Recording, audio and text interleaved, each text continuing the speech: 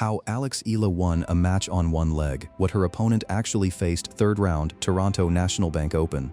Alex Eala is up a set and leading 3-2 in the second when she plants awkwardly off a forehand and rolls her right ankle. She calls for the physio, a medical timeout gets signaled, and for a few tense minutes everyone in that stadium, including the opponent standing across the net from her, is left wondering whether the match has effectively just been decided early by an injury nobody saw coming. It wasn't. What happened over the next 2 hours tells you more about who Alex Eala actually is under real physical pressure than almost anything else she's done all season. If you've been tracking every twist of this North American hardcourt swing, you already know why this channel exists. Let's break down exactly what happened on that court, point by point, because the full picture here is more interesting than the final scoreline alone lets on. Start with the context because it matters more than it usually does for a third-round match. Eala walked into this Toronto contest already carrying an enormous physical workload, the kind that would leave most players on tour looking for any excuse to ease off. Just days earlier in Washington, she'd won her first WTA title, a brutal 5-set battle against world number 3 Jessica Pegula that stretched across 2 separate days because of rain delays that suspended play overnight. From there, she traveled straight to Toronto, beat Alicia Parks in a 3-set opening match, and then played a doubles match alongside Venus Williams the very night before this exact singles match against McNally.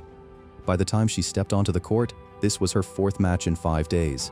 This wasn't a rested fresh player looking to cruise through a routine third round on a normal week. This was someone running on genuinely depleted legs by any reasonable measure, and her opponent, ranked 70th in the world, had every rational reason to believe fatigue alone might do a meaningful chunk of the work for her before the match even really got going. The first set didn't unfold that way at all. Eala took it comfortably, 6-3, playing sharp, controlled tennis that gave no early indication of the workload sitting underneath her legs from the previous 4 days. Then, midway through the second set, leading 3-2, she planted off a forehand and landed wrong. She described the moment plainly afterward in her press conference. She hit the shot, landed awkwardly, and immediately called for the physio because everything happened too fast for her to fully process in the moment what exactly she'd done to herself. A medical timeout followed. Her right ankle got taped and treated courtside while the crowd sat in silence. And when play resumed, her movement was visibly, noticeably compromised in a way that's hard to disguise against a tour-level opponent who's actively looking for it. McNally took full advantage of that opening, and she genuinely deserves credit for how quickly and cleanly she did it.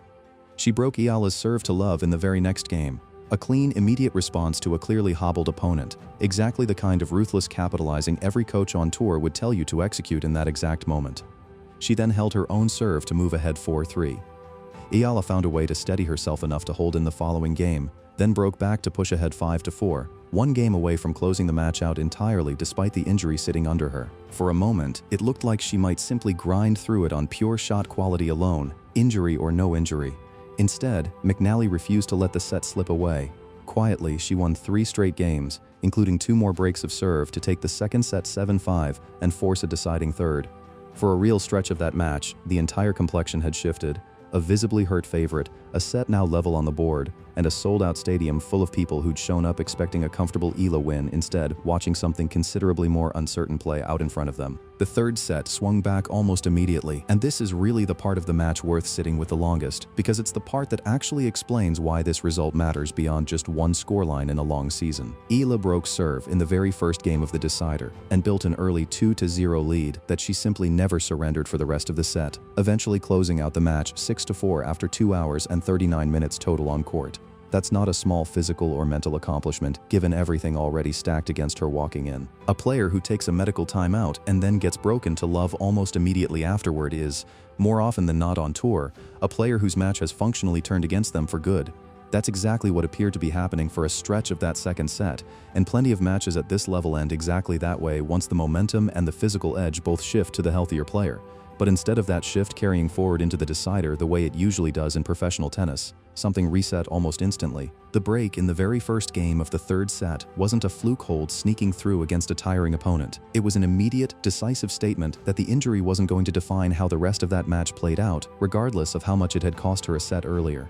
Afterward, in her on-court interview, Eala kept her own summary of the whole ordeal fairly simple and understated, which is worth noting given how dramatic the match had actually looked from the stands. She said she was okay, that she thought she'd survived it, and that it had genuinely been tough. No extended explanation, no dramatic framing of the moment, just a fairly matter-of-fact acknowledgement of how close that particular match had actually come to slipping away from her entirely.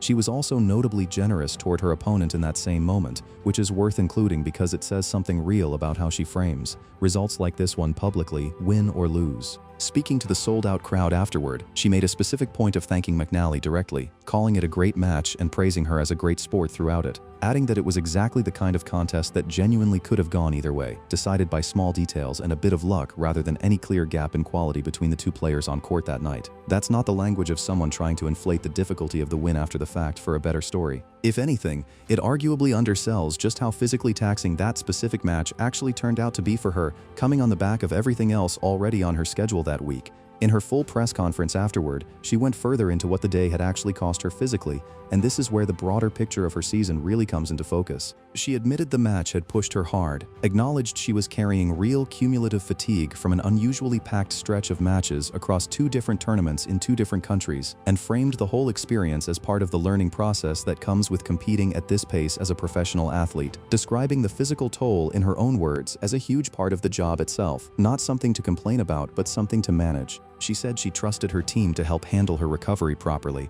heading into the rest of the tournament, and that she remained genuinely optimistic about her chances despite everything already sitting on her legs by that point in the week.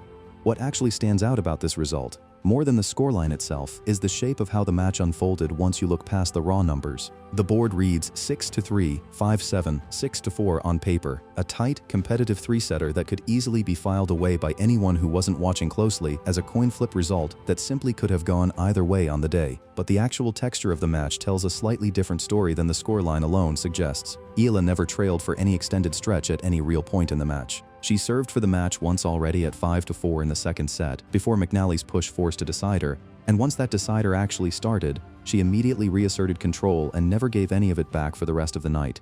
The ankle injury created a real, legitimate opening exactly when McNally needed one most, and McNally genuinely capitalized on it hard for a stretch of games that briefly reopened the entire match. But the moment the third set began, that specific window closed, and closed fast. This win also extends a run worth putting into real context against the rest of the field she's now facing deeper into these draws.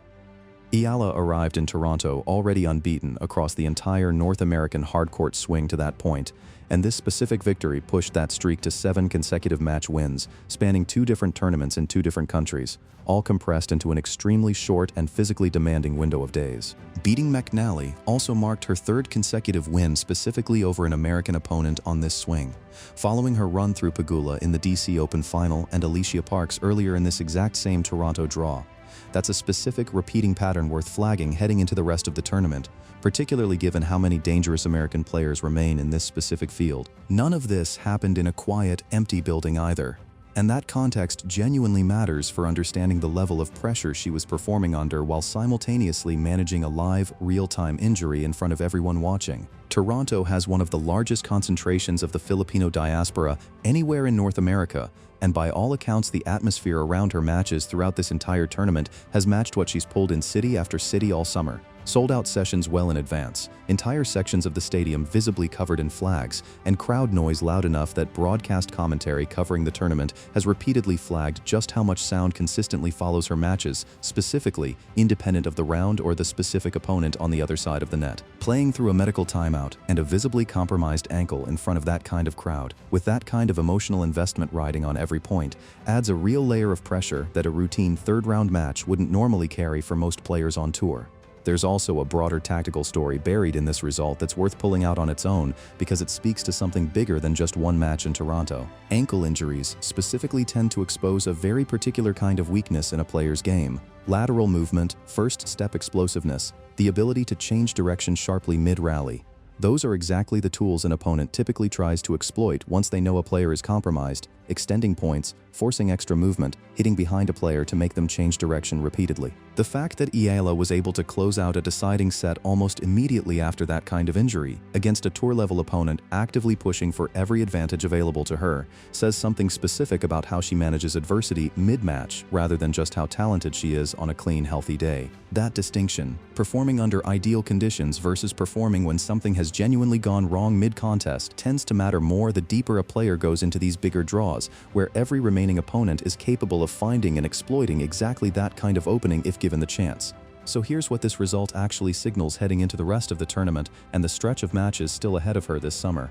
She played through a live in-match injury that visibly affected her movement. She got broken immediately after receiving treatment, which is usually a genuinely bad sign for how the rest of a set typically goes at this level.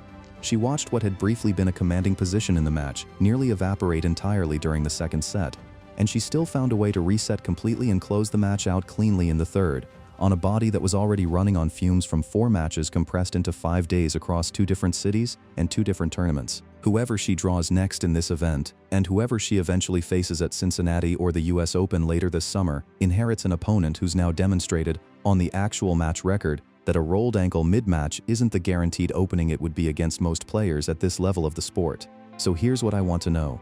Does the accumulated fatigue from this brutal stretch of matches finally catch up with her later in this tournament?